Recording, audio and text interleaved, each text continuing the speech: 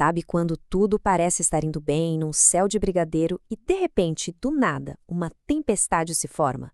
Foi mais ou menos isso que aconteceu com os mercados financeiros no Brasil. Tava tudo em alta, batendo recordes, até que um único anúncio político virou o jogo. Vamos entender que onda de choque foi essa.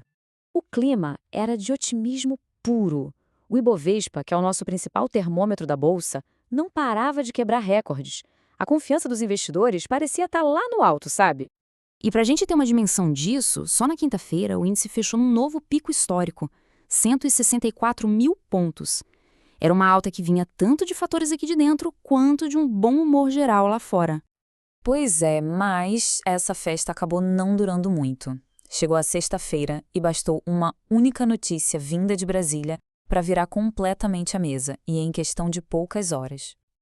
E que virada, hein? A bolsa simplesmente despencou mais de 4%. Ao mesmo tempo, o dólar disparou, subindo mais de 2,5%.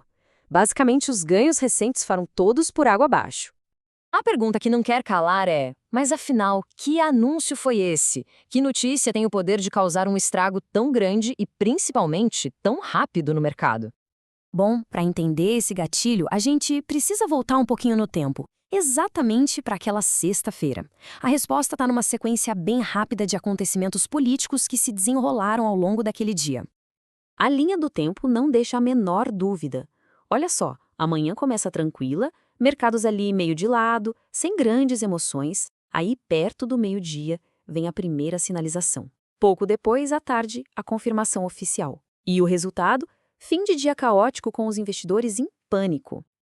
Ok, agora a gente já sabe o que aconteceu. Mas isso é só metade da história. O ponto central mesmo é entender por que o mercado reagiu com tanto pânico. Qual foi a interpretação por trás dessa notícia? E a chave para essa resposta está numa coisa que chamam de sentimento de mercado. E isso não tem nada a ver com planilhas ou números frios. Tem a ver com psicologia coletiva, sabe? Com o humor geral de quem investe. A questão aqui não era um julgamento pessoal sobre o candidato anunciado. O mercado financeiro, no fundo, opera com base em probabilidades.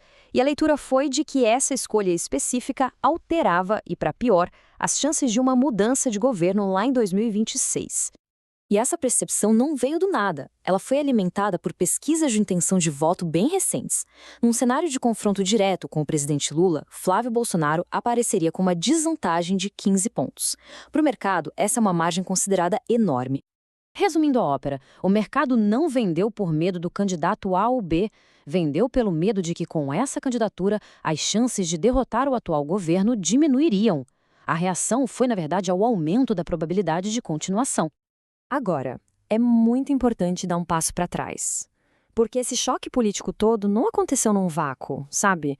Ele caiu num cenário econômico que já estava bem complexo e cheio de tensões.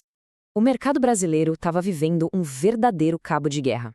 De um lado, forças externas positivas empurravam o otimismo, como a expectativa de juros mais baixos nos Estados Unidos. Só que do outro lado, a gente tinha a realidade aqui de dentro, dados econômicos bem fracos e um crescimento do PIB bem abaixo do esperado. Isso cria um dilema e tanto para qualquer investidor. Como é que se equilibra o otimismo que vem de fora com o pessimismo que é gerado aqui dentro?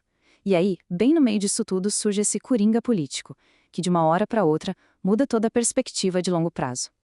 Então, depois de toda essa turbulência, o que fica de lição? O que muda para o mercado daqui para frente? A principal conclusão é que, para o mercado, a corrida presidencial de 2026 começou oficialmente naquela sexta-feira. A partir daquele momento, qualquer dado, qualquer notícia passa a ser analisada através dessa lente política.